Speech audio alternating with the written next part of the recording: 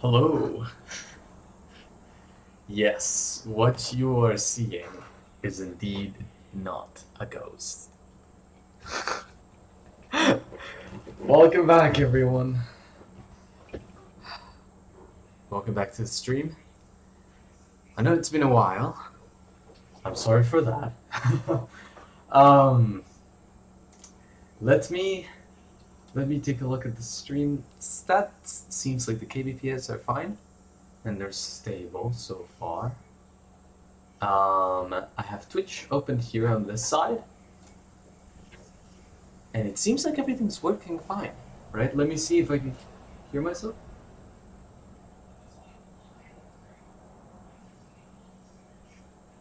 Wait, I think... Okay, let me... If I refresh... Because it seems like the audio is, like, delayed. Is it? No, I don't think so. Okay, I think we're good. Yes. Okay, perfect. Yo. Alright. Hello, everyone, and welcome back to the stream.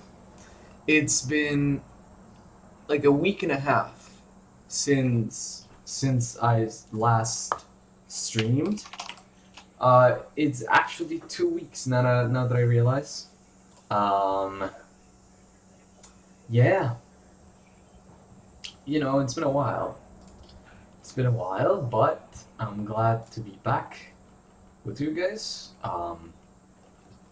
So yeah, I mean, so I've been missing because, as I mentioned before, like I had to do some things related to my intern project, and then after that I had to move back to my normal house, you know, where I attend college, which is the reason why you see the background is completely different. This is a very old house compared to where I was during my internship.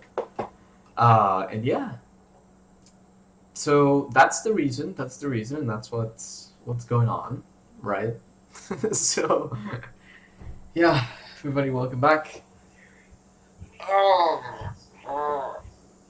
Yeah, okay, we've stretched enough.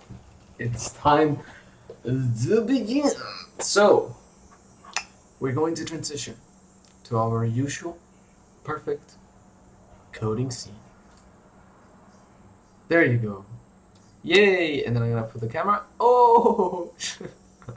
Alright, I'm gonna shrink this a little more. My face is not that important. There you go, perfect. Alright. So, yes, as you may be noticing, this is not Mac OS. What does that mean, Shri? Well, it means we are on the main PC. You guessed it. Anyways, so yeah, this is the main PC, the one I had been talking about in previous streams. It's a PC that I've had since, like, what? Probably 7 years ago, I'm willing to say. Since, like, 2019, probably 2018. 2019 is most likely. Yeah. And so this guy, I installed Arch Linux on it because, I don't know, I'm starting to get, like, really paranoid about things. It's like that weird phase that a lot of people go through, which is like, oh, they're using my data. Oh, this thing is, like, you know, and like this thing doesn't work well, or like at any point in time they could just do whatever they want and just cancel the service or whatever. Part of that is realizing how bad Microsoft has messed up with Windows. I've been a Windows user my entire life, but at the end of last semester, like school semester, that's around May, right at the beginnings of May, I decided to change my operating system to Linux, and I just looked up online, you know, which one's the best in terms of programming, which one's, you know, decent, and it's in Arch Linux, so that's what I installed. I did a little bit more research, and I was like, oh, Arch Linux seems cool. Um, it means that I won't have a significant other nor children in the future, but it's okay. It's Arch Linux in the end. So I don't know. We'll see. Fortunately, I have acquired a significant other before installing Arch Linux, so I'm kind of my plan is bulletproof. Um, yeah. So what you see on screen is a bunch of stuff. This is my Hyperland config. This is some random console, right? Um, you saw all the AUR drama and thought this was the distro for me. Yes, exactly. You could have captured it better. Rudifant, welcome back, dude. Yes, this is the new location. This is my actual sort of house where I live for college. Because as I mentioned, no, I was for an internship, so this is the new location. Welcome. This is the PC I've been talking about, which is my main PC, which I've been having for like 7 years. And I installed Arch Linux on it on May, and as Movie Jamal is pointing out, it is a bit of a drama. It is a bit of a love-hate relationship, but I feel like, it's, as I've always said, right? As a parent, like imagine you are a parent, it doesn't matter what your kids do, you're going to love them in the end. Now, there's gonna be like, maybe you hate them, but there's deep down your heart a fundamental love. Independent of how Arch Linux behaves, and Hyperland complains and doesn't let me set up my monitors. It always comes back to that. I don't know. I'm just bobbing. I'm just saying random stuff. But yeah, and so here I was setting up my monitors. One of my monitors is like a 21:9 aspect ratio, and so currently I'm seeing black bars on the side. I didn't want you guys to see the black bars, so now I'm the one suffering.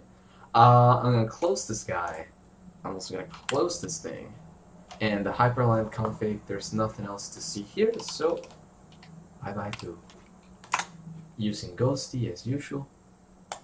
Yeah, so welcome. You're a micro user. No, I am a VS Code user. I just use micro for editing like random files that you need to edit, because opening VS Code for that every single time, it's like a waste of time. But yeah, so micro I just use like normally. So notice. I can switch workspaces so easily. It's exactly like exactly the way you would expect it with the beauty of speed.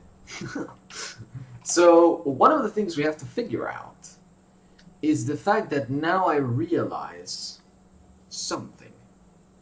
So give me a second. Let's open a terminal. See that animation?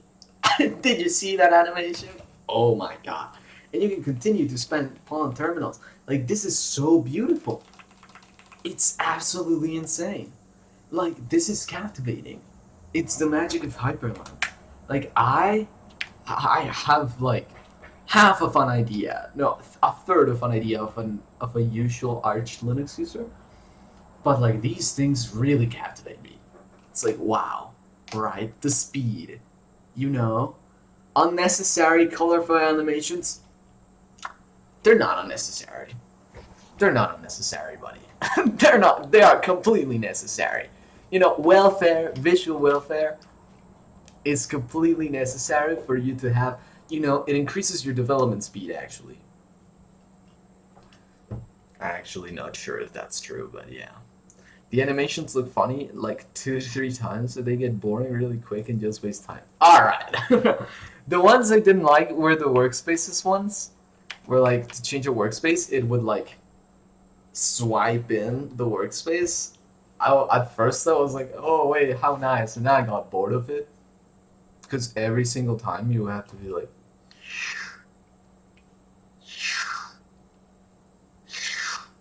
bro, like, let me get to my windows already. But yeah, that's why I disabled them. But for spawning an application, oh my It looks so beautiful. Either way, I think so. Currently, I have two monitors. I know, I know. I've been having one of them since like 7 years ago because I bought it with this PC. And the other one I bought at my internship and I brought all the way back to Michigan in a plane.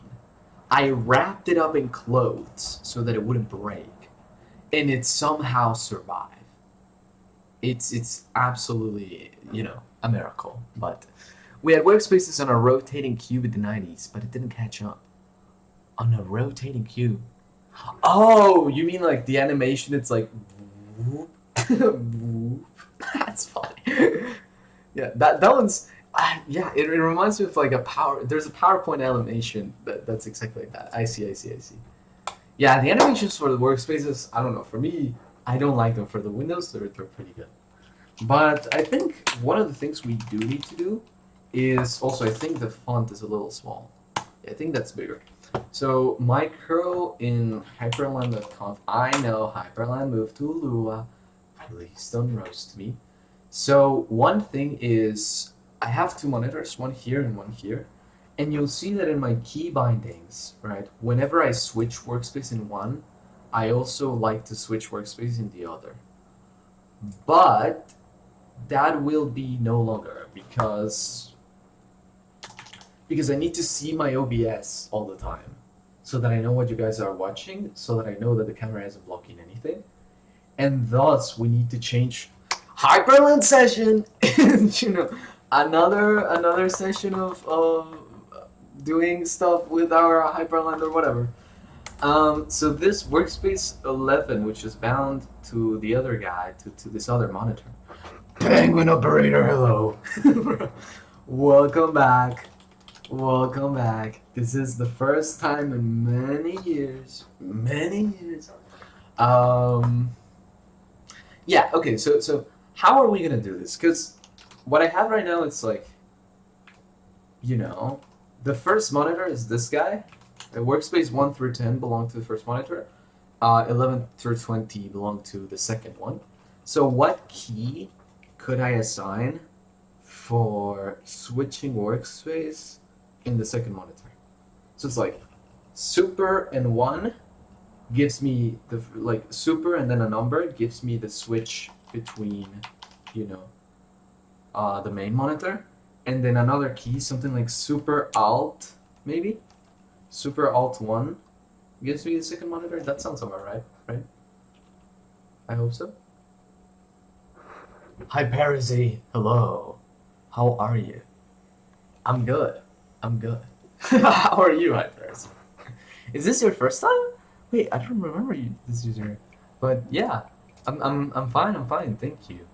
It's the first time streaming in like 2 weeks, which is absolutely insane.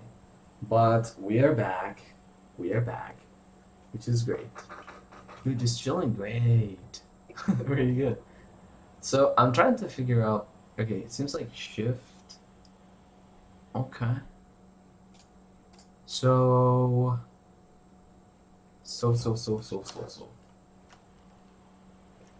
It seems like if I just do main mod and then write like alt, is that the key? Alt? I guess there's only one way to know, right? So alt here and then alt here too. Save this and let's try it. Super alt 2. Oh, let's go. It's changing. Perfect. Okay, that's all we need to do. Yay. So now I can just do alt. And then I can just do alt. Okay, I'm confused. Which one is which? Yeah, you know what? I'm going to erase these lines. How do I erase an entire line in? Ctrl-Shift-K? Oh shoot, I did not want that. Oh no, where did it go? Control-K, oh okay, I have it as Control-Shift-K, I think, in VS Code, so that's what confused me. Let's find the key bindings again. There you go, okay, Control-K, perfect. Because I had it mapped to the numpad, like the keypad or whatever, I want to just ignore the keypad once and for all. Control K, Control K, Control K, Control K, Control K, Control K, Control K.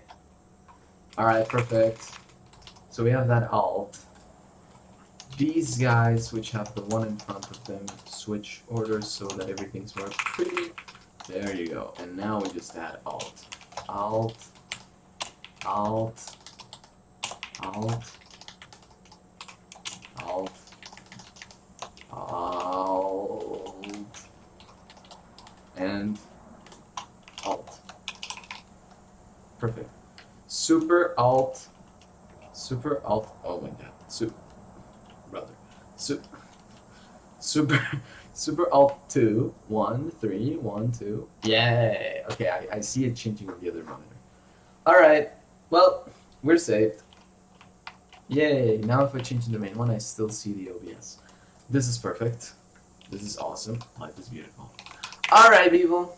Alright, well, too much dilly-dallying for today. You can see all of my searches, or like, when switching workspaces, my mouse goes to a specific monitor. How do I change that? Countdown script in OBS. Where are the OBS scripts stored? How to get Twitch docs working on OBS in Arch Linux Hyperland. The reserved space is not working in Hyperland. So yeah, I should probably delete my search history so that it's not as embarrassing. It is what it is, but yeah, we're gonna change this guy. Oh my god, wait. I think we forgot something. Yeah, I think we forgot something. So, what's the name? Micro Hyperland. There you go. Go04. Welcome back. Welcome back. So yeah, guys, this is like a high school reunion. You know, it's like never been to a high school reunion. I've always seen it in movies, but it is, you know, kind of funny. Move the active window to a workspace with main mod shift. Okay, so now, okay, I'm just gonna get rid of these guys again.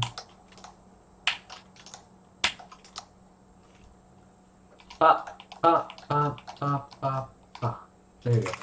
And now I'm gonna copy them here. There you go.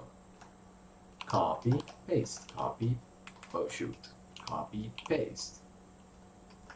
Copy, paste. Copy, paste. Oh no, I got rid of one of them. Which one was it? Oh. Copy, paste. Copy, paste. My god! Leave me alone. Copy, paste. Copy, paste. Copy, paste. Copy, paste. Copy, paste. Copy, paste. Yay! You gotta learn the ways of the multi-cursor. I know. Please don't flame me. I'm sorry, guys. I'm sorry. Yeah, this is very embarrassing, but it's okay. It's okay. We are going to eventually learn it, and we're gonna be so powerful. We're gonna be the ultimate neckbeard user havers with all of our Arch Linux setup. Okay. Alt move to workspace, and then I imagine this be oh shoot. Okay, 11, 12, 13, 14, 15, 16, 17, 18, 19, and 20. Save. And so, oh shoot, what did I do? Okay. Oh my god, no. Okay. What? Where did I go, brother? Here. Okay, perfect. And so now what we can do is let's try this out. What happens if now I press Super Alt Shift? Oh my god. It's impossible to switch. It's impossible to switch without requiring the other hand to press the numbers. So I actually should have kept the keypad. Oh no. Okay, that's fine. So I'm gonna send this to second monitor, workspace 1. Oh shoot. Okay. Second monitor, workspace 1. 3, 2, 1. Oh, it works. And then I do Second monitor, no. Super shift and then 1 to transfer to the main monitor. Yo! And now I can move it around. Oh! Ultimate keyboard user. Yay! There you go. Alright, we got it. Itachi! Hello. Swensk, hi. Welcome. So, we have... What editor is this? This is Micro. Micro, and then... Micro. Micro, and then all of that, right? Hi.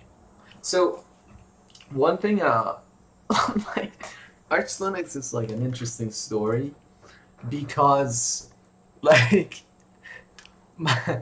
for OBS, it's like if I open OBS well, first of all, there's like AUR OBS, and that guy doesn't have browser like panels, so I cannot show the chat on screen. So that guy is not an option. There's a different OBS, that is the Flatpak OBS. We install the Flatpak OBS. The problem with Flatpak OBS is it doesn't let me log into my Twitch account. Why would I want to log into my Twitch account in OBS? Well, because there it lets me have like the chat, the stream information, and the stats all in the OBS window so that I can take a look at it every single time. Problem, it doesn't let me log in. Why? Well, turns out that apparently OBS like has a problem with Wayland.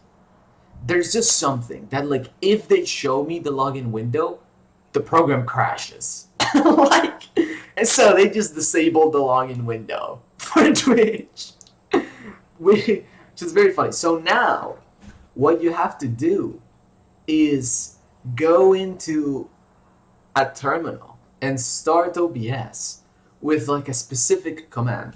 I cannot just go like, OBS, right? That's gonna crash the PC. You gotta do it through the terminal. So it's like, and Arch Linux is full of these like little holes that you have to cover. You have to be like, oh yeah, this guy perfect, but it doesn't work with Wayland actually. Oh, this guy perfect, but it's incompatible with your Waybar. And so it's like, it's kind of insane, but I guess you get used to it. How does it feel to edit text files without all the blood from the VS Code? Alright, buddy. Just because of that, we're going to open VS Code because we are still going to use VS Code to code. But yeah, you're completely right. You're completely right. Like, that is why I use Micro, because like, if I need to open, say, the Hyperland config, I do not want to wait like 20 ages for VS Code to load for me to make like a little change and then close it and then open it again. We're not doing that. And so, what is this? They changed the design of the tabs. Oh my god, what crime against humanity is this? Brother. These guys, they were not like this before. They were not rounded squares. This is the Apple epidemic, where we start making all the borders round in every single part of every program. But yeah, that's fine. It looks kind of cool though. Yeah, this looks, looks smaller. Perfect. I think this is an appropriate. This one's too small. This one's decent. This one's the best. Font size, right? Your mic is clipping on loud silence. Oh, okay. Thank you. Let me reduce. There you go. Wait. Alright. Can you hear me? Okay, we're gonna leave it at negative 6.3 decibels. Whee! Yeah. I think it's working now. I had no idea VS Code looks this bad now. Hey. Don't insult VS Code like that. Whoa. No, VS Code. You know, she's pretty on the inside. You know, it's like, and on the outside too. VS Code, in my honest opinion, looks you know, tolerable. I oh my god. Yeah, never mind. Why do we have why why is this like a window? Why is this just not the entire thing? This like enrages me a little. Cause I had to update VS Code, um, just so that I could have like mermaid support, which I didn't even end up using, so it was completely useless. Um, just set it. Just lowering the volume is not the solution. You should set up a compressor. Mmm. Yeah. Well. Um. Close your eyes. Close your eyes for a few seconds, please. Mummy Jamal. You can't close your eyes. What is a compressor? For a microphone.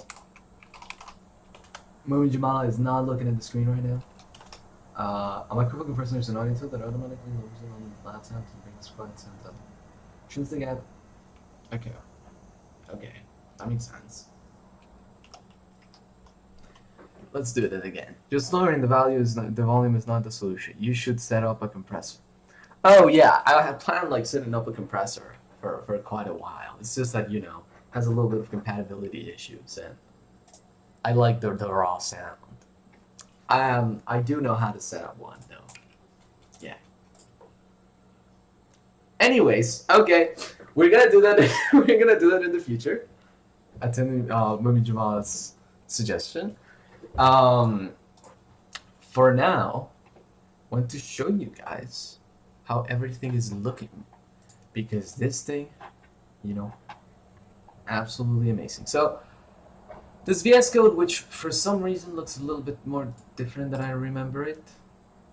I don't know why it had integrated browser. Why do we have an integrated browser in VS Code? Wait, I think this is the thing that was like ruining everything for me all the time. Wait. Here. If I click this, it like. Hello? Hello?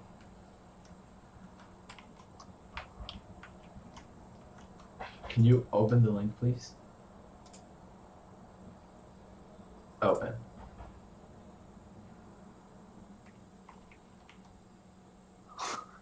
Hello? Where did it open, bro?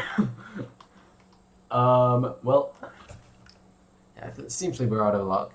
Here's a decent guide for setting up audio filters in OBS. Ooh, pretty good. Let's copy the current address. Yeah, of course. I'm gonna do it off stream. I don't wanna. Let me just Oh, what a great thing!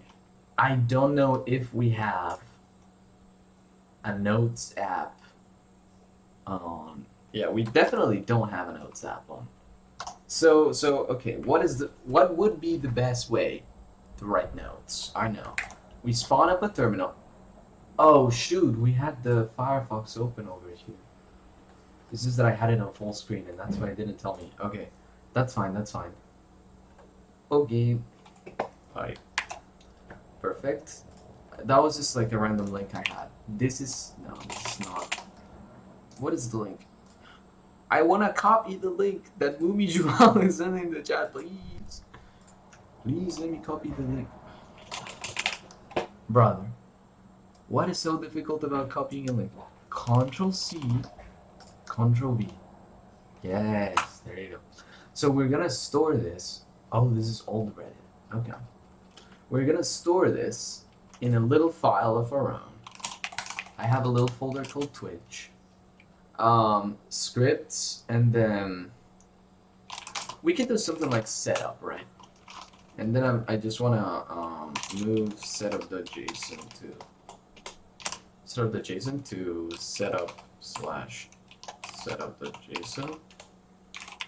Reset and then ls again. Yay, setup. And then we can create something like, is touch a thing? Yes, okay. Touch, and then we can call it, what should we call it? We should call it like resources, maybe. Resources.txt. And then let's just open this with micro. And then just copy this. Audio filters, OBS. Perfect, Control Q. And that's all we need. Yay! Alright, gotta do that. Ignore speed. I am speed. 1 winner, 42 losers. I eat losers for breakfast. Ignore it, please. So, yeah, alright. I think we have everything set up. I think everything's fine. Alright. So, guys, welcome back once again. Jasper, yo, how are you? Hope you're good. Are you planning on implementing the crypto yourself or use libraries / crates? So I think like this is something we haven't yet decided because like we're learning cryptography through the joyofcryptography.com, joyofcryptography.com. And we've been reading all of these chapters. We finished chapter 13 last stream, so we're going on chapter 14. So we're gonna learn first the cryptography and then like actually decide this stuff. Given that we're learning about the cryptography itself, I feel I would be excited to implement the cryptography ourselves. Is that secure? You know, like, sometimes you just gotta trust the process. That's definitely gonna be really insecure and really bad. Like it would not be recommended at all. But we are not. I mean,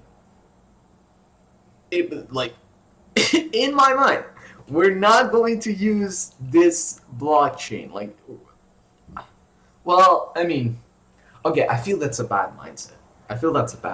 No, we have to code things having in mind or believing to ourselves that we are actually going to use it, right? So we're gonna do our best effort to implement stuff. We are learning cryptography, so implementing the cryptography would be the best thing, in my opinion. It's just like, you know, it would decrease our trust in the blockchain. Yes, do implement crypto, just don't use it in production unless you have proofs of its security. Okay, that is a pretty good solution. I feel that is a pretty good middle ground where we just create the crypto libraries, etc. We use them, and then when it's time for production, we just swap them. I feel this is a very good middle ground. Probably what we're going to do. But yeah. So the stream, I think we're going to divide in 2 parts. We're going to read chapter 14. Okay. Do know you're going down a deep rabbit hole. That is the key thing over here. That well, first of all, combine my inexperience with absolutely everything, with the fact that I mean we're interested in all of this stuff. Not sure how deep the rabbit hole is. That's a problem, but it's also it's also exciting, right? If you low level, you'll have a blast. Let's go. Yeah, but yeah. So it is the reason why we chose the blockchain project now, because we are like, well, blockchain, crypto scams, like all of that. Maybe we're not interested on that. We're maybe not interested in like the uses of like crypto when it comes to doing etc. things and like pump and dump schemes. but if you look at the concept of blockchain per se, it's like a very interesting concept in the sense of engineering, right? So that's why we embarked on this project, and it's like a little bit far from the usual path, right? Because previously we were with the memory allocator. The natural path would be, let's take a look at other OS concepts so that we can, learn more about low-level things. But I feel the blockchain, it deviates from that path while still keeping us in the path of like learning low level in a sense. So yeah. Depth of the rabbit hole is a couple of PhDs in math. Yeah, I mean, of course, like cryptography, like ends up being like an immense field. Um, I did some. I remember doing some small research during the summer in coding theory, um, and I remember, well, specifically, like, right, when you look at, like, Reed Solomon codes, right, those deal with, like, fields of polynomials and, well, yeah, a field of polynomials of a given, etc., etc., etc., and then you discover the roots, da da da da da da da. All of these things where math is involved. I can imagine if that was coding theory, which, I mean, Reed Solomon is not extremely advanced coding theory. In fact, it's only the beginnings. When you start looking into like algebraic topology being used for like, or algebraic geometry, sorry, being used for coding theory, it's like absolutely insane. I have no idea how the algebraic geometry side of coding theory works, I do have to say, but it does seem like a huge, like, insane thing. Like, so I cannot imagine if that was coding theory, like cryptography. It would be absolutely insane. But yeah, uh, let's see, Jasper. Depends. I am a cryptographer with a PhD. Yo, what? That's crazy. We just got some new Jasper lore. But for programmers, you don't need to know much about the math. Rather, you need to learn to transform the math into safe implementations. That makes sense, right? Um, but you know, I'm personally also interested in the math because it ends up being this sort of like, well, first of all, this desire for understanding on one side, and on the other side, it just feels right to like learn the math behind things and actually figuring out the stuff. So we'll see, we'll see. Of course, we won't go too deep because in that case, it becomes like almost impossible to finish. And I mean, this is a personal project in the end, so like, you know, we cannot go too deep, but we'll try to at least be conscious about some things. System chat guide, the setup changed? Yes, indeed, it changed. I'm now in the house I am for college. So this is the house where I am for college. Where I was before was for an internship that I had during the summer, and now we're back. I'm at my actual house, and my PC is also different. But yeah, all right. So as I was mentioning, we're gonna divide this in two parts. First part, which some people could argue it's the boring part, I would say it's just as important as the coding. We're going to read chapter 14, public key encryption. Okay? The second part is gonna be we're gonna continue learning Rust because I don't know anything about Rust. And yeah, that's it. So we're gonna take it. I think, yeah, we just read chapter 14, however long that takes. From my experience, that should be around 1 hour, and then we'll go to learn Rust with Rust links. We left right before learning move semantics, whatever that means. So I have no idea. We'll see. You'll hear me just reading stuff. Feel free to, you know, get out of the stream, tune off, and tune in whenever you want because this is just gonna be basically an audiobook session. Okay. So we have this public key cryptography. Public key encryption. Oh wait, before we start, Jasper, there's this thing called 1BRC, a 1 billion rows parsing and processing challenge. You just gave me a brilliant idea. A 1 billion nodes Merkle tree challenge would be great for testing my latest work on the SHA-256. What? Damn. Well, you're welcome, Jasper. I don't know. Yeah. Interesting. Wait, I'm not sure. Like, what is this challenge? 1 billion rows parsing and processing challenge. I imagine it's like they give you 1 billion rows of data and then you have to parse and process them, and then like the one that takes the least time wins, or like it's like a benchmark of sorts. A 1 billion nodes Merkle tree.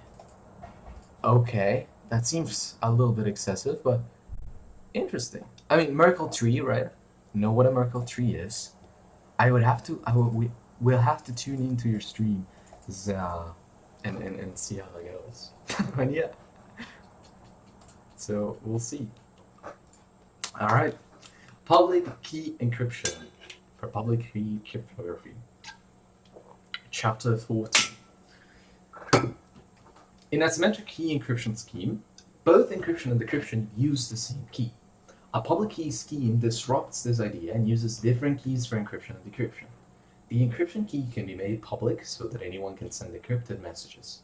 The decryption key is kept private, and only the holder of this key can decrypt the messages. Security definitions for PKE. Right? So we start by introducing the syntax of a public key encryption scheme. In the public key setting, there is not one key but a key pair consisting of a private key and a public key. These two keys must of course be correlated in some way. Therefore, a public key encryption scheme must include a separate key generation algorithm called keygen. Definition 14.1.1. A public key encryption scheme consists of the following algorithms. A keygen algorithm, which is a randomized algorithm that takes no inputs, and besides its security parameter, which we never write explicitly, and outputs a key pair, PK and SK, where PK is a public key and SK is a private key. The ANK algorithm, which is a randomized algorithm that takes a public key PK and plain text M as input and returns the ciphertext. Okay. Then DEC, or DEC, a deterministic algorithm that takes a private key SK and ciphertext C as input and returns a plain text M. A PKE scheme is correct if the following program outputs true with probability 1 for all M. So we generate the keys, we encrypt. Yeah, we were able to encrypt and decrypt. They're inverses of each other? Okay, good. What does it mean for a key to be public? In the security definition, the library provides a way for the adversary calling program to learn it. By making this change to the security definitions for encryption, and also ensuring that the correct key is used for encryption and decryption, we obtain definitions of CPA and CCA security for PKE. So here's the definition. Let's see. A PKE scheme sigma has security against chosen plaintext attacks if the following two libraries are indistinguishable. Okay, we have first library, which is this guy, yes, return PK, and then, okay, perfect. So basically, I mean, I guess this is just the usual definition of CPA security, like, or at least it ties back to what we saw a few streams ago. Makes sense. Basically, the ciphertext looks random to you. Definition 14.1.3, security against chosen ciphertext attacks if the following two libraries are indistinguishable.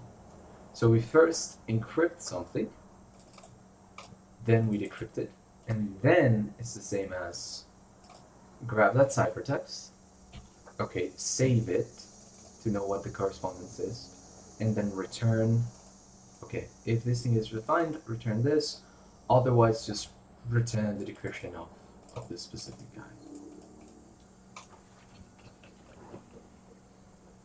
Okay, as in the CCA security definition for SKE, ciphertexts generated by CCA encoded are called challenge ciphertexts. This is the usual definitions we've been looking at, so I think we're fine with this. After seeing CPA and CCA security defined for PKE, you may also expect a definition of public key authenticated encryption. The spirit of AE is that no one can generate valid ciphertexts except the person who holds the secret key. But the spirit of public key encryption is that anyone can encrypt ciphertexts. The two concepts are incompatible, so in the public key world, we will stop at CCA security. If anyone can encrypt, why can't I tell whether something is an encryption of M by re-encrypting M myself?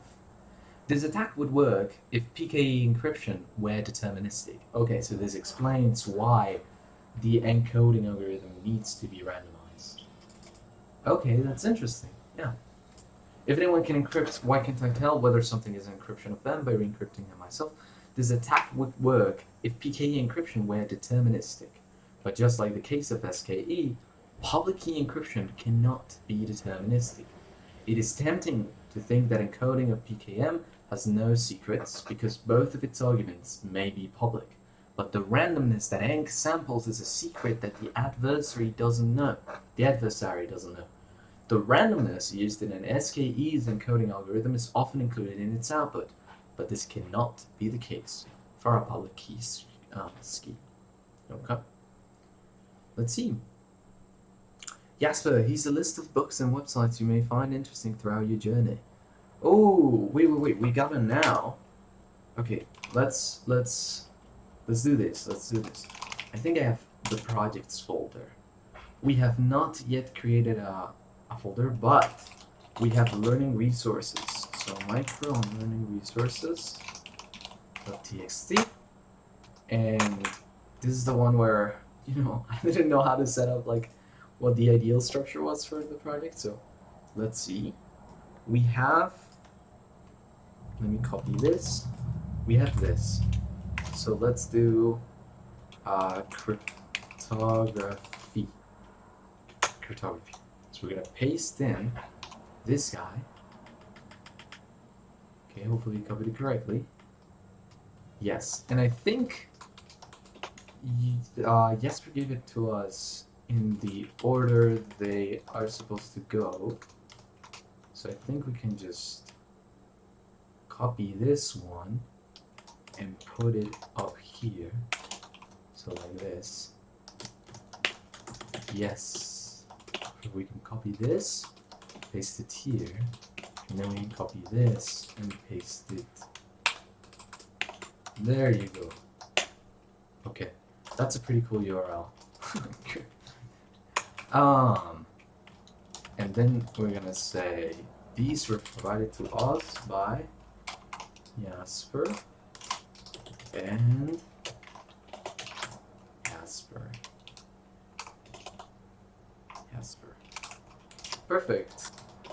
Yay. Alright, let's keep these so that we can visit them later as we also reach chapter 14.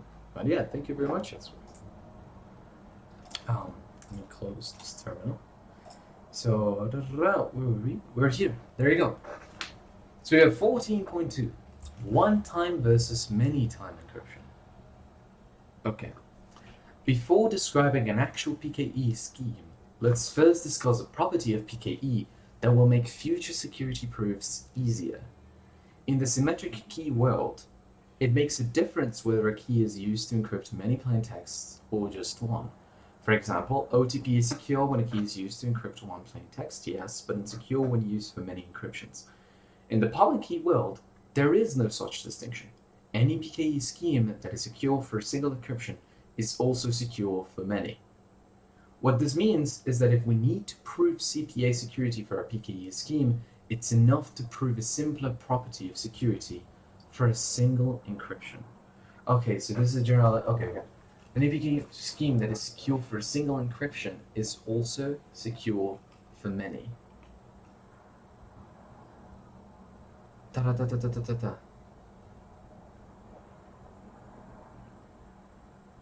Well, it is intuitive. Why? Are we going to be provided a proof of the statement? Not sure. Let's see. Let sigma be a PKE scheme. If the following two libraries are indistinguishable, then sigma has CPA security. Okay, we have generate the key pair, return PK, yes, if C star undefined. Okay. In these libraries, C star is static global and its value is fixed upon the first call to CPA yank. Subsequent calls to CPA yank don't do anything. So the adversary could obtain only a single ciphertext encrypted under the key pair. These libraries are written somewhat differently than the definition of one-time secrecy for SKE, since here the adversary is allowed to see PK before choosing its plaintext. Oh, okay. So we are provided the one-time. This one makes sense, but let's read. The proof uses the following family of hybrids, parameterized by an integer h. Okay. This library responds with uniformly sampled ciphertext the first h times CPA yank is called, and thereafter responds with ciphertexts encrypted in the normal way. Okay, let's see. Generate the key pair, return PK. We have a count. Okay, if the count is this, Interesting. So let's guess how the proof would go. They're indistinguishable, okay? So for M, we generate random ciphertexts, then we actually encode the thing that we need to encode. We return C. So this is some sort of like limit. Okay, let's see. This library response. In L0, the else branch is always taken. L0, yes, because H is 0. So the library behaves identically to PKCPA real. Every output of encoding is an actual encryption of the given plaintext. If Q is the number of queries that the calling program makes to ink, then in LQ the if branch is always taken, so the library behaves identically to CPA rand. Every output of CPA encoding is sampled uniformly. It therefore suffices to show that LH is equivalent to LH plus 1 for every H inside of 0 and then Q minus 1. Okay. Let me read this again. I want to make sure. If Q is the number of queries that the calling program makes, the if branch is always taken. So the library behaves identically to this guy, the random guy. Every output of CPA encoding is sampled uniformly. Yes, I agree with this. It therefore suffices to show that LH is isomorphic, I want to say. Yeah. For every H belonging to 0, Q minus 1.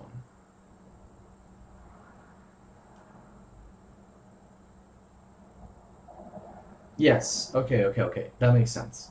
So then you apply induction, and you say, given any program, you would be able to deterministically tell like the amount of calls that it's going to make to encoding, and then you say, by induction, L sub Q is equivalent to L sub 0, and thus these two libraries are equivalent. Okay, makes sense. Let me know if this is the correct, like the wrong, like understanding of that, but I feel that would make sense. So the hybrid sequence goes like this. We start with LH, okay. We isolate the case of count equals H plus 1 into its own conditional branch. Okay. Then we isolate We can write the body of the new branch in terms of LPK1 CPA star, since its branch is executed at most once during the library's execution. This compound library calls CPA enc at most once. Importantly, the library can still encrypt ciphertexts in the else branch because it knows the public key. This is a step in the proof that would fail with a symmetric key scheme. Okay. PK1 CPA star, since the branch is executed at most once during the library's execution. Yes. Yes, because you're only going to reach, this is an equals only once. Perfect. Importantly, the library can still encrypt ciphertexts in the else branch. True. Because it knows the public key. Okay. Sure. This is the one time encoding. This is completely fine. Perfect.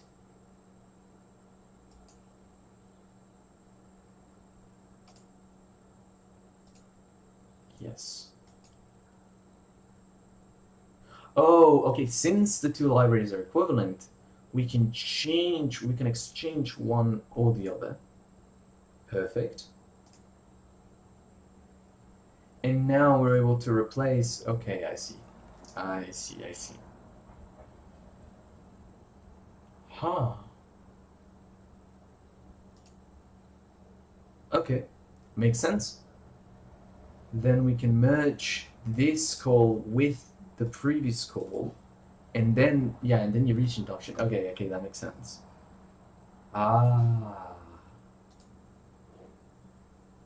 Wow, pretty good. Excellent proof. An analogous property is true for CCA security as well. Any PKE scheme that is CCA secure for a single encryption is secure against many. Its proof is mostly the same as the previous one, and is left as an exercise. Let this be a PK scheme. If the following two libraries are indistinguishable, then sigma has CCA security. And I mean, this is basically very similar to what we saw before. Okay, it makes sense why we would leave this to the reader. Sure. So we have this. Wait, we could just follow like basically the same procedure. Okay, I see. This library generates only a single challenge ciphertext, so it would assign only one value to the dictionary at DC star. Instead, we simply rename DC star to M star. Alright, El Gamal encryption. Using the tools that you have learned about so far, how would you propose two users exchange secret messages where they don't have any shared secret key? First, they could run a key exchange protocol to establish a shared key. Then they could use that key to encrypt their secret messages under a symmetric key encryption. Yeah, that makes sense. They can use Diffie-Hellman key exchange for key exchange, yes, but what would be a natural choice for the symmetric key encryption scheme? In the previous section, we saw that it is enough for a PKE to be secure for only one encryption. Thus, perhaps they can consider something as simple as OTP. And since Diffie-Hellman outputs a key that is a cyclic group element, they could use a variant of OTP that uses its cyclic group operation instead of XOR. Perfect. If Bob wants to send Alice a private message M, following these recommendations, it looks like this. I mean, it looks like what you would expect, right? Instead of XOR, you get multiplication by the secret element. Perfect. That makes sense. If this picture makes sense to you, then you already understand our first PKE scheme called El Gamal encryption, after its creator, Tahir El Gamal.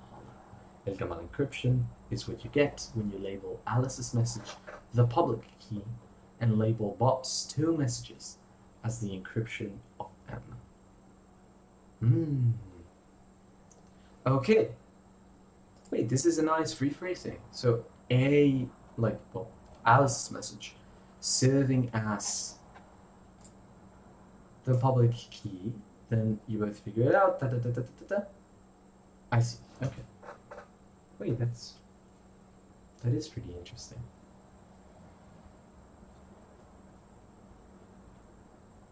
Let G be a secret group of order n with generator G. El Gamal encryption is defined by the following algorithms.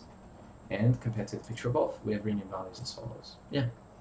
Security of El Gamal. Okay, let's see. If the DDH assumption is true, then El Gamal encryption is CPA secure. Perfect. From claim 14.2.1, it suffices to prove that El Gamal is secure when encrypting one ciphertext because it applies to the others. In other words, we'll show that the following two libraries are indistinguishable. So it's SK, PK, okay, return PK.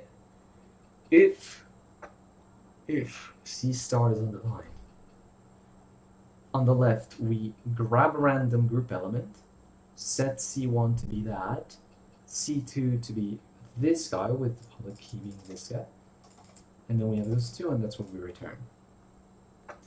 Okay. Sure. Okay. The keygen SK, then PK, GSK, return PK. If C star is undefined, C1G, C2 samples from G, and then C star is just two random things. Okay, basically these two elements look look like random elements of the group to you. Okay. Let me think about something here. Because what we are doing, so this side would be after you receive Alice's sort of private key, which would be the initial message by Alice. You as Bob choose a random element of your group. Well, actually not.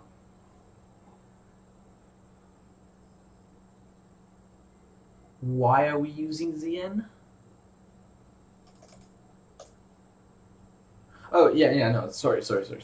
Yeah, I'm dumb. Yeah, okay. I'm dumb. The way they wrote it was To choose a random element, you choose the exponent first, and then you sort of exponentiate the generator. I thought we were doing just grab a random element from the start. Okay, this makes sense. Blah, blah, blah, blah, blah. So this would be like Bob's procedure. Grabs a random exponent, takes that to the power of g. Yeah, I'm done. We need to choose an exponent. Okay.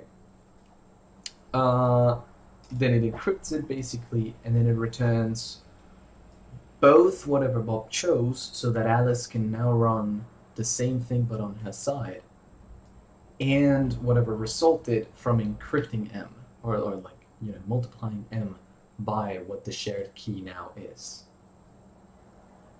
Okay. Perfect. Pretty good. Hybrid sequence. The starting point is this guy. Okay, let's see the hybrid sequence. So we need to prove these two are equivalent, and the way we're going to do it is, the usual hybrid sequence proof. Let's see.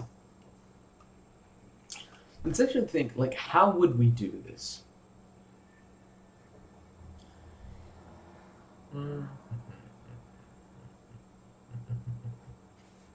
Let's see, first step. Since C1, GR, and PKR, GC2, do not depend on the choice of M, they can be sampled at the beginning of time. Okay. Agree, this is the one-time encoding. At the beginning of time, the library samples these guys. The DDH assumption says that the values distributed in this way are pseudo-random. The 3-hop maneuver is not shown. Okay, sure. Makes total sense. Then we can move the selection of C1 and U back into ENC. These values are sampled uniformly. Of C1 and U.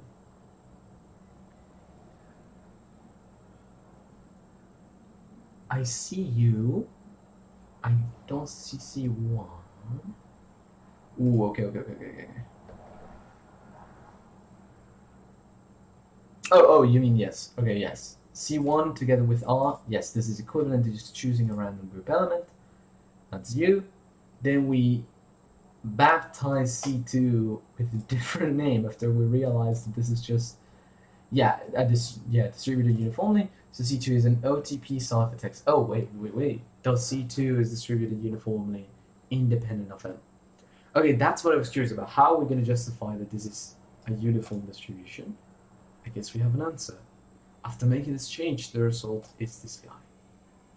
Oh, and we got it. Yo! It's pretty good. The Fujisaki Okamoto construction. In this section, we describe how to efficiently convert any CPA-secure PKE into a CCA-secure one. The construction slightly breaks the usual abstraction of an encryption scheme in an interesting way. Definition 14.4.1. An encryption algorithm ENC is randomized, but in this section it will be useful to run the encryption algorithm with some externally determined random choices. We write ENC PK, M, and R to denote the result of running ENC, but setting the random choices of ENC to be R. It is traditional to use a semicolon to separate the last argument. Note that ENC, of the function signature, with the randomness as an explicit third argument, refers to a deterministic algorithm. Using this new notation, what we usually write as ENC PKM refers to the process. Okay, first sample the randomness, then input it into the ENC function. Sure. The Elgamal encryption algorithm chooses an exponent R in Zn, from Zn, sampled uniformly, as its randomness, so R is equal to Zn above.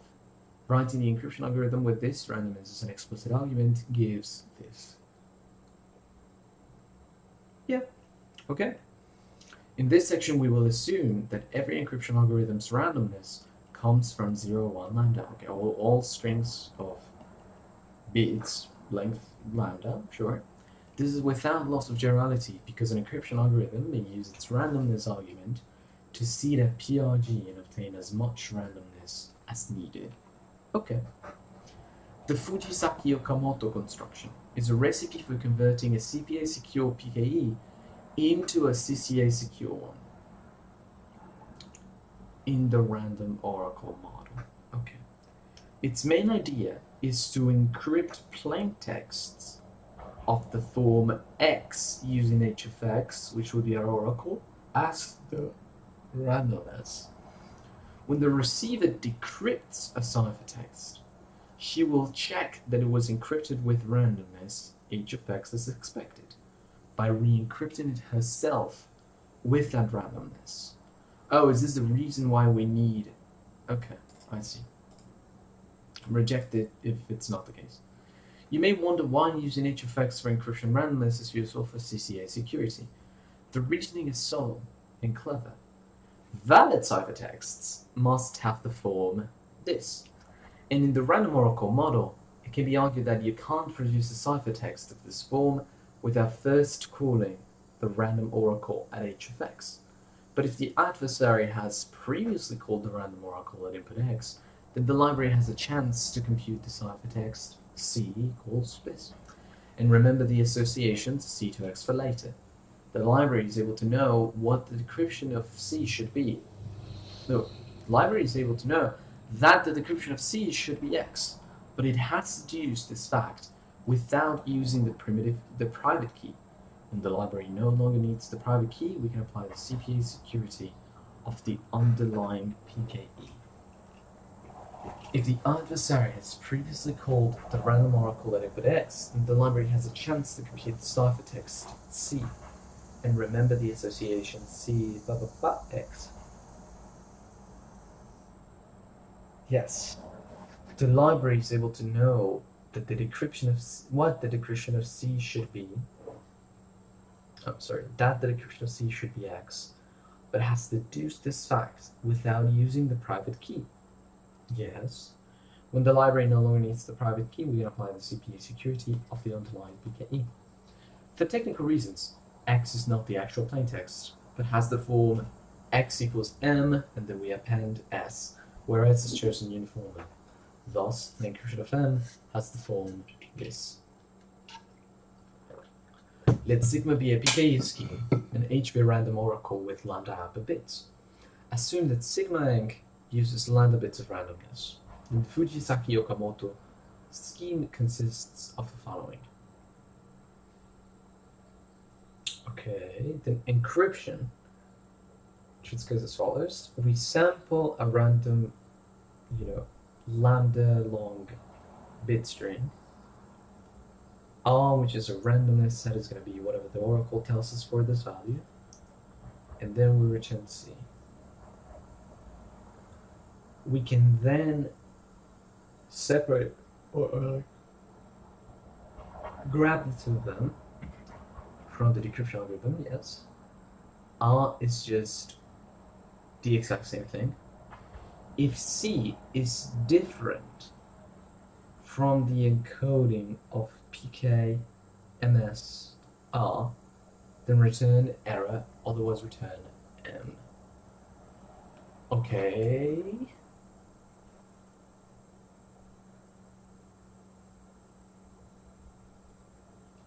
Converts a C, which way was it? A CPA secure into a CCA secure one. Okay. CPA secure, CCA with the chosen ciphertext. If you choose a ciphertext and this is different. Okay. Sure. So we won't allow you, in other words, there is no way in which you can fool me without giving me an input from the encryption sort of procedure first. Like, it's highly, of course, like if you choose a random value, it's probable that by some sort of miracle, you somehow got the exact one that you needed.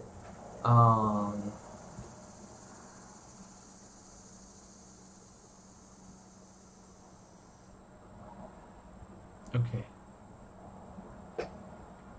So that is why we need the R. Because if not, every single time we call encryption, we wouldn't be able to know what the random choices were to generate the ciphertext. And then, okay, I see. And so there is no way for me to fool you by giving you no, like, ciphertext I create on my own, because it would be very difficult for me to even create a valid ciphertext on my own. Well, rather than a valid ciphertext, a ciphertext that fools the routine. Okay, sure. We'll prove the security of Fujisaki Okamoto using the following assumption about the underlying CPA secure scheme. An encryption algorithm ENC has unique randomness if for all PK and all M, this function is injective. If for all public keys and all M, this function is injective. Yeah, sure.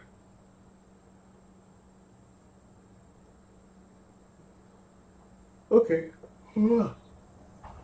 This property makes the Fujisaki Okamoto construction easier to prove, but security can also be proven without it. So this is our theorem. Suppose sigma is a CPA secure PKE scheme with unique randomness. Then this construction is CCA secure in the random oracle 1. From claim 13.2, it suffices to show, it only once. In other words, if these two libraries are equivalent, then yes, okay. Then these two libraries are equivalent. Okay, makes sense. One important idea in the proof is that an adversary cannot create a valid ciphertext if they have not already made the expected call. Yeah, exactly. We formalize the idea as follows. If ENC has unique randomness, then the following algorithm returns true with probability at most 1/2 lambda. Yes, the subroutine generates an encryption of X and returns true if the caller successfully predicted the resultant ciphertext. The encryption randomness R is playing the role of a random oracle output that has not yet been sampled or observed. There are 2 to the lambda choices of R, and since ENC has unique randomness, each choice of R leads to a distinct outcome C star. Since the caller's guess C is fixed before C star is chosen, uniformly among 2 lambda possibilities, the algorithm returns true with probability at most 1/2 to lambda. Okay. We have a hybrid sequence. So the starting point of the proof is this guy. We can inline the calls to H made in one CCA ENC and one CCA DEC. We can also remember the decryption of the challenged hypertext C star as this guy, so that DEC does not need to recompute it. The reason the reason we introduce a dictionary even though the library assigns only one position in it is because later hybrids will use more of it. Okay, sure. Suppose that in some call to decoding, we see that H this guy is undefined. The adversary has not called the random oracle on this input. The library will return an error unless the adversary has somehow successfully anticipated the result of ENC with French randomness HMS.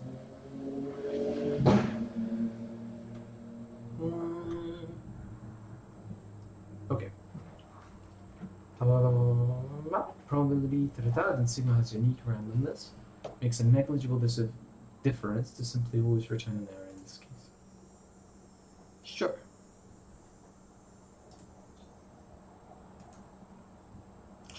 Now, this guy returns an error unless the ciphertext has the form this, and the adversary has already called h of x. So instead of decrypting ciphertexts the usual way, we can compute the associated ciphertext at the time h of x is called and store its decryption for later use. Okay, so if this is defined, return a DC, otherwise return an error. Sure. Modify encoding so that instead of using this guy as randomness for sigma encoding, it uses a freshly sampled value R unrelated to the random oracle. This changes the library's overall behavior Only in the bad event that the adversary also queries this guy, we can mark the change with a bad event and later argue that it has negligible probability. Okay. Now encoding uses randomness for sigma-ing that is used for nothing else. This is exactly equivalent to calling sigma-ing the usual way. Furthermore, the secret key of sigma is no longer used anywhere in the library. Hence, we can apply the CPA security of sigma to replace the cybertext C star with the uniformly chosen one. The three-hop maneuver is not shown. Yes. Now, S star in encoding is used only to trigger the bad event and does not affect what the adversary sees. Yes, this is true. Perfect. Okay. Finally, we can undo a previous change, moving the encryption logic from H back to decoding. Then the only value in D that is used is DC star, which we rename simply to M star. As a result, we obtain D of the library plus some end-of-time logic relating to a bad event. And then we finish. Okay, sure. Let's see. Complete the proof by arguing that the bad event has negligible probability if the adversary makes Q queries to the random oracle, then at the end of time, A contains at most Q values, and the bad event happens with probability at most Q over 2 lambda, which is negligible. Real-world impact.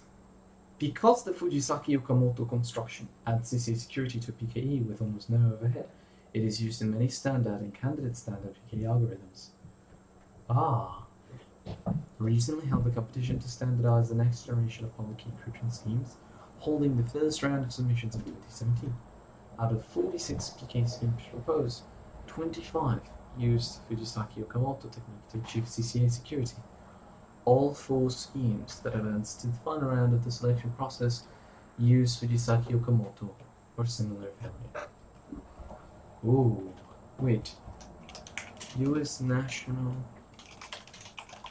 I had heard of this competition before. Science and Technology, Cryptography, Contest, winner. I think it's like the post-quantum cryptography competition, something like that. Selected crystals kyber for general encryption in crystals dilithium file constraints for digital signatures. Ooh. On July 2022, announced the winners of its competition launched in 2016, defined cryptography algorithms able to resist quantum computers. The winners are crystals kyber for encryption and crystals dilithium for signatures. It was so good that it won both categories? So what? Okay, what is crystals kyber? I mean, I assume we wouldn't, at least I, right, wouldn't be able to understand very well. I just want to know, who submitted it, what it's about. Oh, no, crystals, crystals kyber, yes.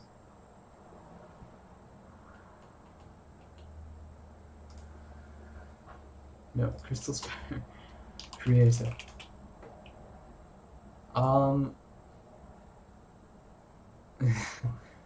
Oh, it's an international team of cryptographers. There's multiple of them. Oh my god, look at all those people. Very interesting. Yo! Perfect. Alright. Hybrid encryption. So public key cryptography is much slower than symmetric key cryptography. As a simple demonstration, one invocation of the AES block cipher requires only a few CPU cycles, but encrypting in a PKE scheme can take millions. In this section, we explore a clever way to get the best of both worlds, the features of PKE with costs as close as possible to SKE. Suppose Alice has published her public key, PK, and Bob wants to send her a large file. Using PKE directly on large file, okay, I'm adding hashes or something, would be incredibly expensive. Instead, Bob can do the following. Simple a fresh symmetric key encryption scheme. Encrypt K on the PK using PKE and send it to Alice. Although PKE encryption is slow, we are encrypting only. Oh, okay. Use PKE to transfer the symmetric key. Okay. Sure. When Alice receives the data, she can decrypt the PKE ciphertext to learn K, then decrypt this K ciphertext with K to obtain the large file. The overall functionality is the same as PKE. Bob can encrypt data to Alice, knowing only her public key. This method of public key encryption is called hybrid encryption, where hybrid, in this context, means that the scheme consists of a combination of PKE and SKE. Okay, yeah, I mean, it's a pretty intuitive description. Each ephemeral key is used to encrypt just a single plaintext, and therefore, the symmetric key scheme only needs to have a one-time secrecy for the overall hybrid scheme to have CPA security.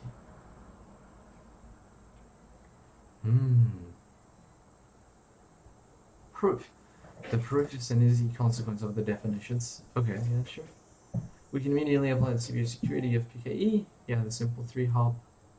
Yes. With the ephemeral key K no longer used except to encrypt M, we can apply the one-time secrecy property. Again, the 3-hop maneuver is not shown, and the result is this guy, completing the proof. Yeah. Perfect. Yay. CCA security. The situation of CCA security for hybrid encryption is more subtle. Our usual way of using the real random paradigm to define security does not quite work, in the sense that even if both the underlying PKE and SKE are CCA secure, the resulting hybrid scheme may not be really. There exists a real or random CCA secure PKE and a real or random CCA secure, such that the resulting hybrid encryption is not real or random CCA secure. Construction 14. Oh, yeah. Oh, we're just giving it as a claim. Okay. However, if we consider the left or right paradigm for CCA security, then the property we hope to be true about hybrid encryption is true. Hybrid encryption achieves left or right CCA security if both its underlying PKE and SKE do. Proofs of these two claims are left as exercises. Okay.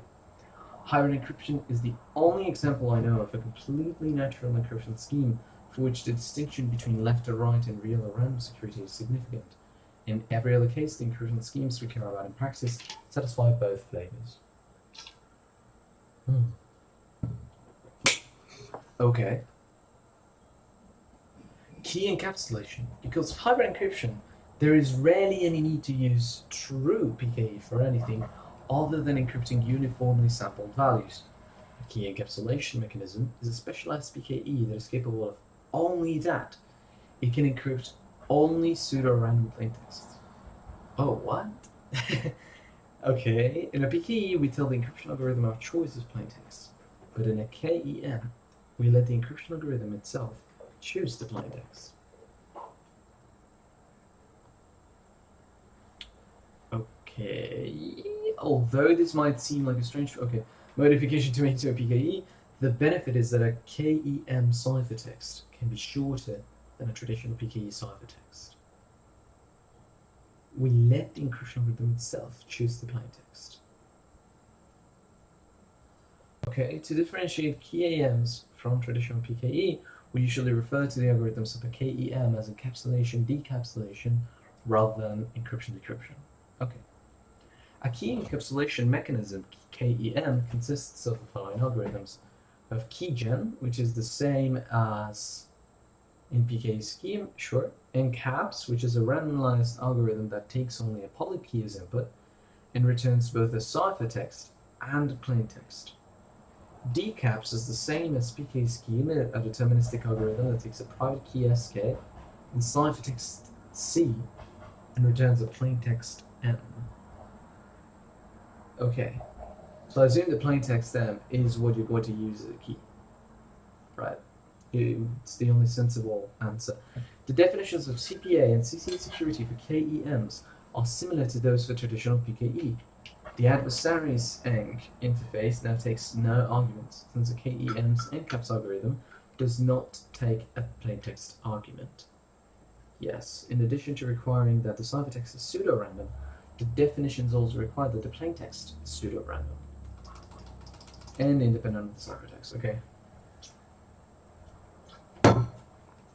It has CPA if these two are indistinguishable. Okay, sure, usual definition of CPA. A KEM has security against CCA security if the following two libraries are indistinguishable.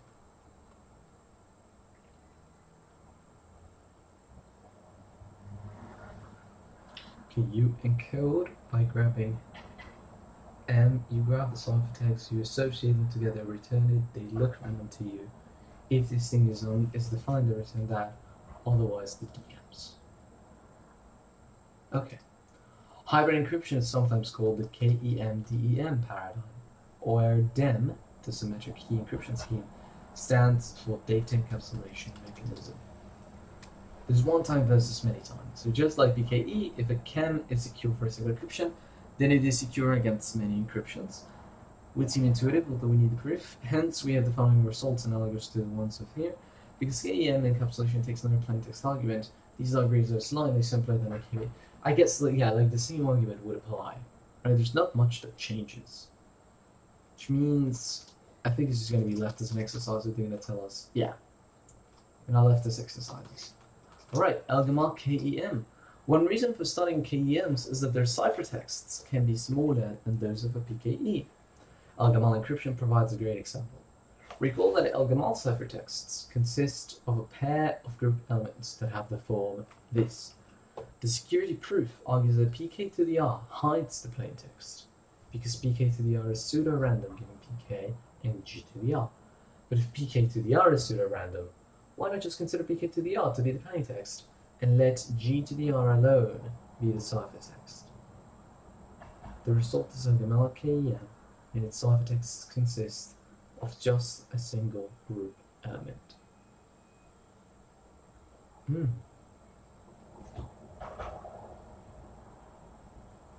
Okay. CPA secure, sure. The proof is extremely similar to this claim. Alright. We have some exercises, but I think that's gotta be the reading for now. I'm gonna do the exercises on our own. Oof. Okay. That was a lot. But at least we learned about public key cryptography.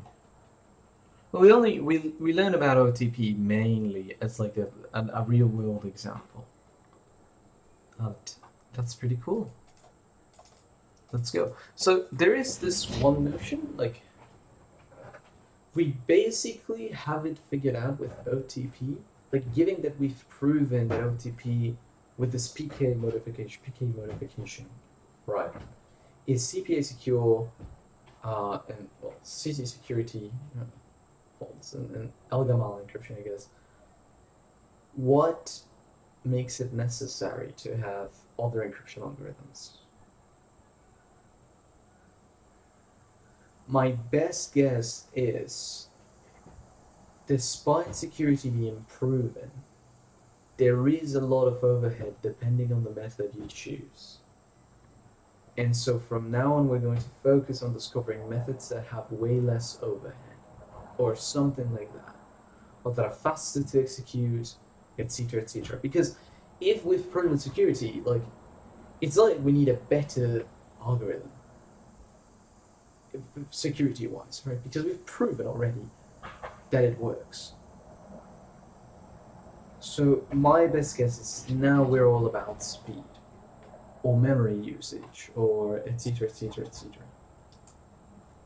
So pretty good. The next chapter is RSA, but I think we're gonna leave that for later. At least for tomorrow, actually. Give me 1 second. I need to check my messages.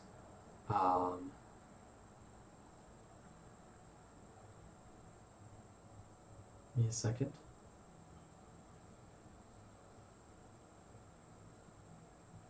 Give me 1 second.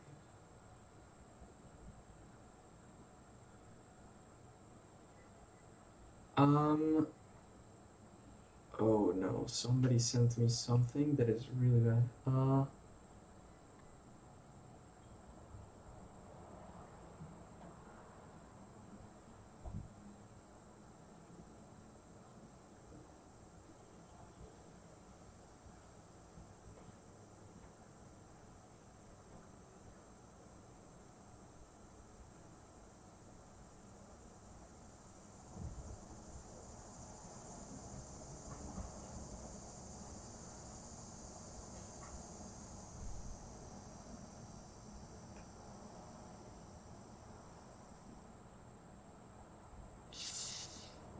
Okay,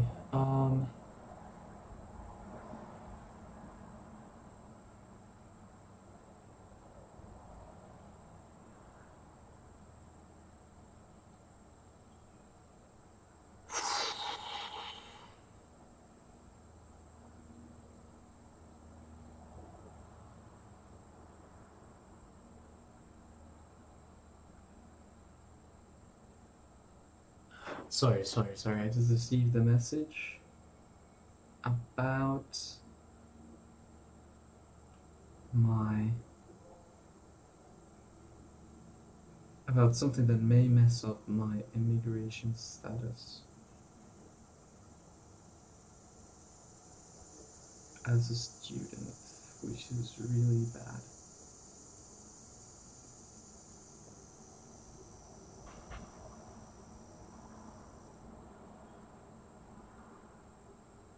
Okay, give me a second.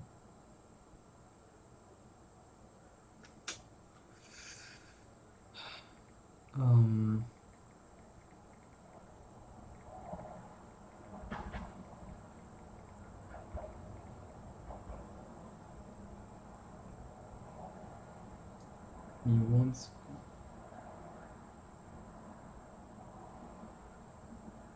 There you go. Okay.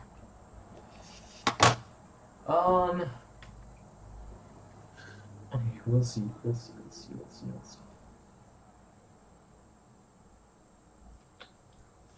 Okay. Um. Oof, it's really hot in here.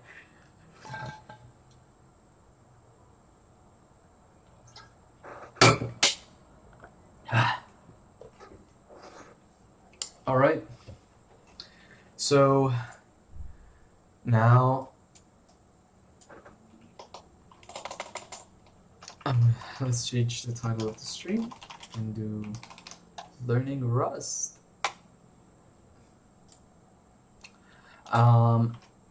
I think, yeah, we're gonna be good. Give me 1 more second.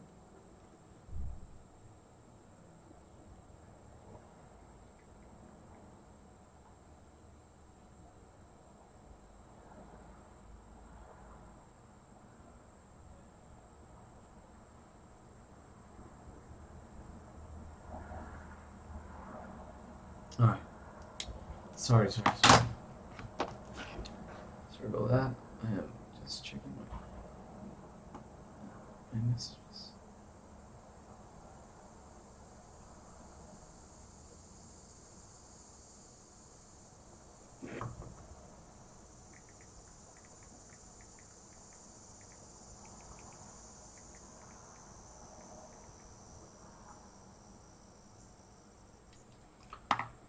All right. Well, unfortunate. Yeah. So let's think of happy things, and I hate this new design of the Esco. I swear it was not. Why is this bar so thick? I don't like this bar.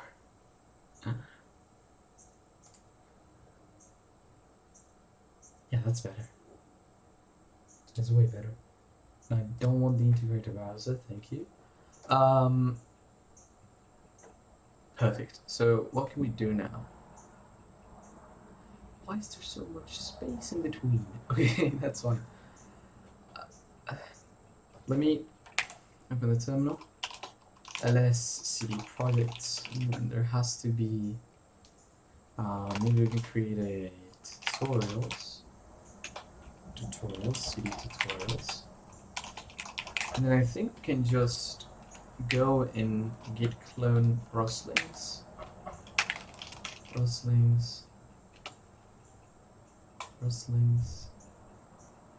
you go. Oh, I think I haven't installed Rust here. Okay, we're gonna have to go through the Rust setup again.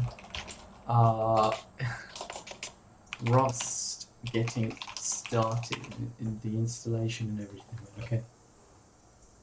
Installing Rust. So this guy is needed. So let's just use this. Perfect. Proceed with standard installation.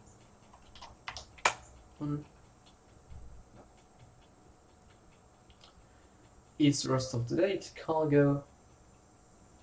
Yes. Okay, so we just need to run this. And while this is happening, although I think I already have it in my Rust profile. Oh shoot, I don't have a Rust profile? That's impossible. What? Wait, I'm sure I created one. Rust. Copy from the C++ one. Create. Okay, we're gonna expand this one a little. Perfect. So now that we're in the Rust profile. Oh my god, what?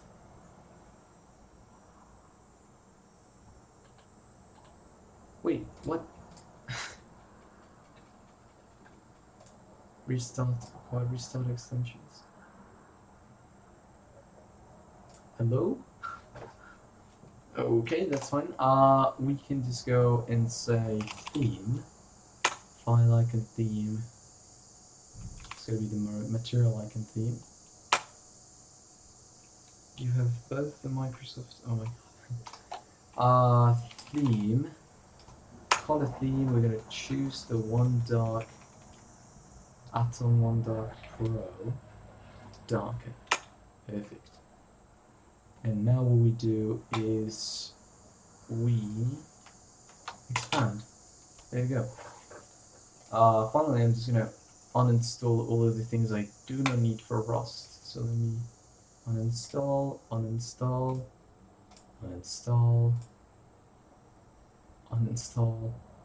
def containers, uninstall, makefile I do not need, remote SSH no, remote tunnels no, this guy no, remote development no, this is for a class.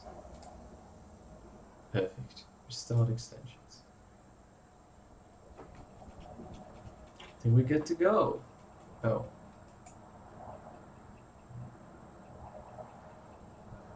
Use the wiki version. I don't care. Perfect.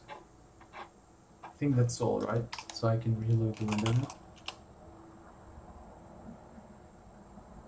Great. Only 6 extensions. There you go. That's a lot better.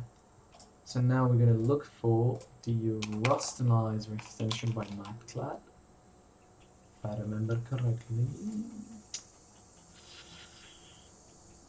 Install.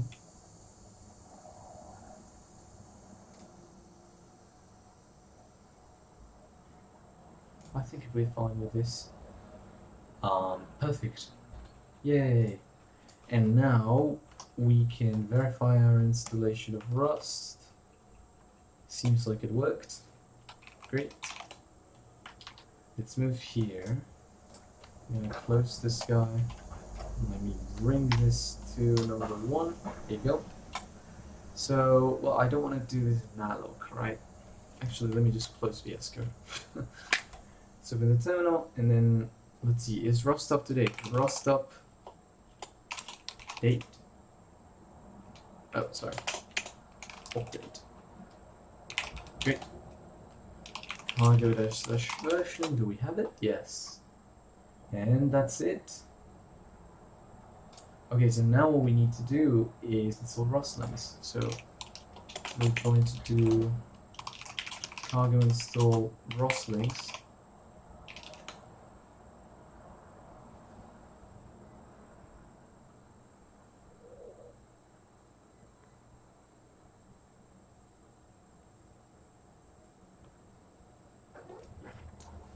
Perfect. So now I hope they didn't create. Yeah.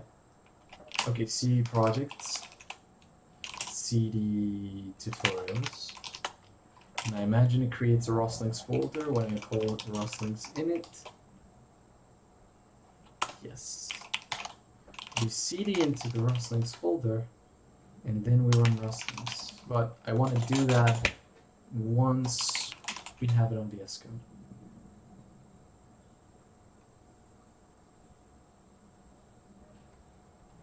I do not want.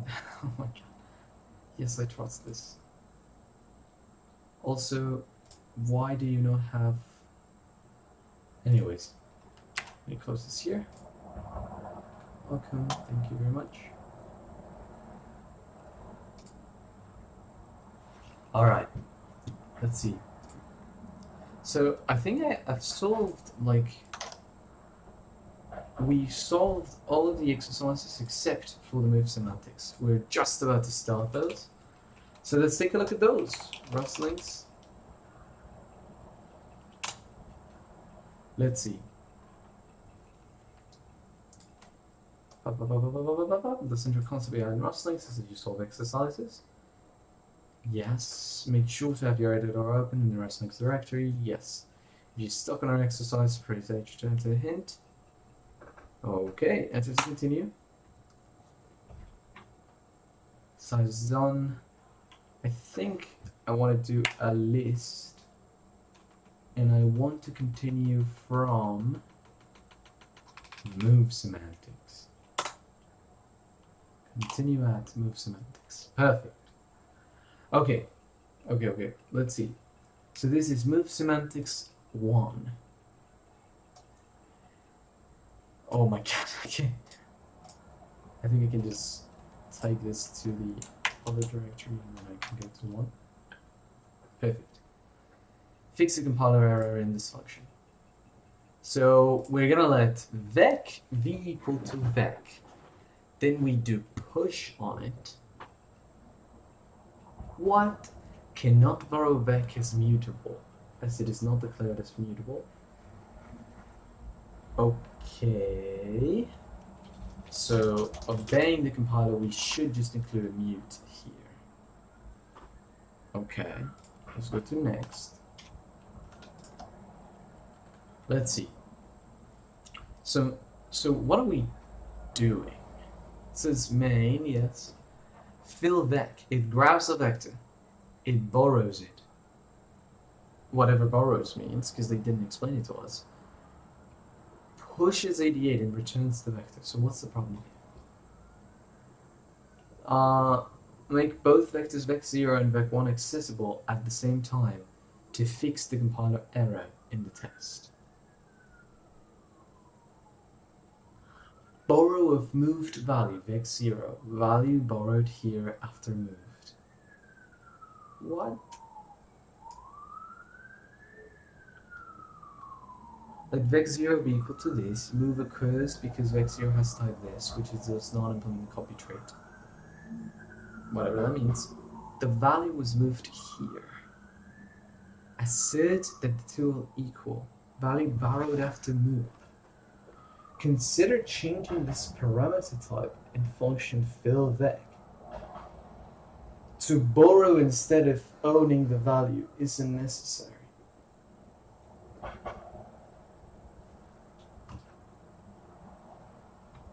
This parameter takes ownership of the value.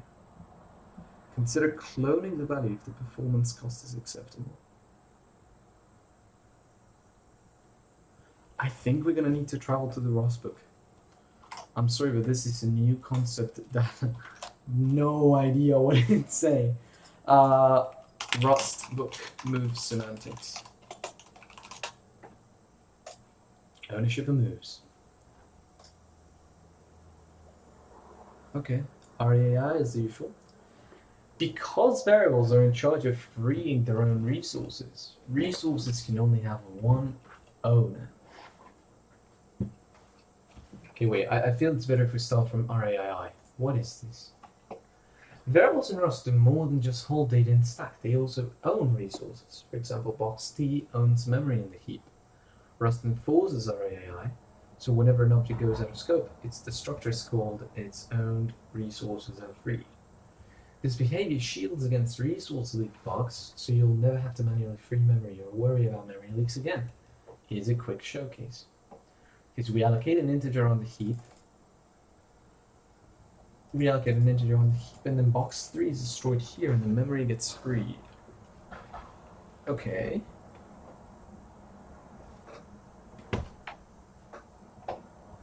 Oh. Box 2 is destroyed here, memory gets freed, and the same here. Interesting.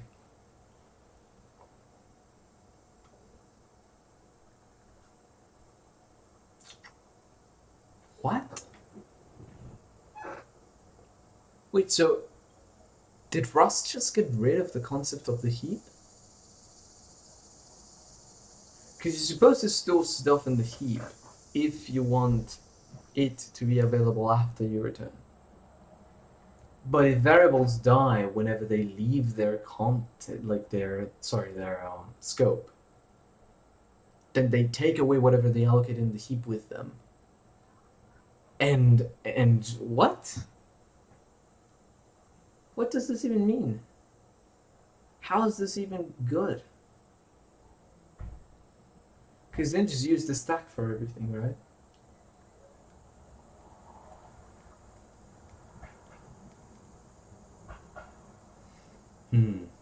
No leaks here. Okay. Destructor. The notion of a destructor in Rust is provided through the drop trait.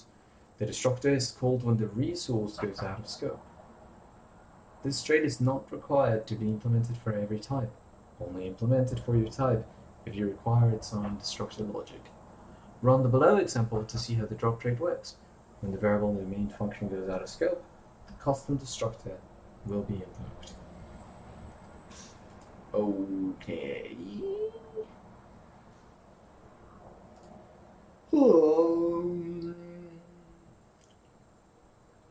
Do they explain what a trait is? Oh, traits are in the next section. Okay, I guess. Okay. Ownership and moves. Because variables are in charge of freeing their own resources, resources can only have one owner. This prevents resources from being freed more than once. No, that not all variables own resources. When doing assignments or passing function arguments by value, the ownership of the resources is transferred. In Rust speak, this is known as a move. After moving resources, the previous owner can no longer be used. This avoids creating dangling pointers. Let's see. Main. The stack allocated integers, let x be this guy. Then copy x into y, now resources are moved. Okay, both values can be independently used. Then a is a pointer to a heap allocated integer. Move a into b. Okay, so now the heap and the stack behave different. But I still don't see the need for the heap in the scenario for us.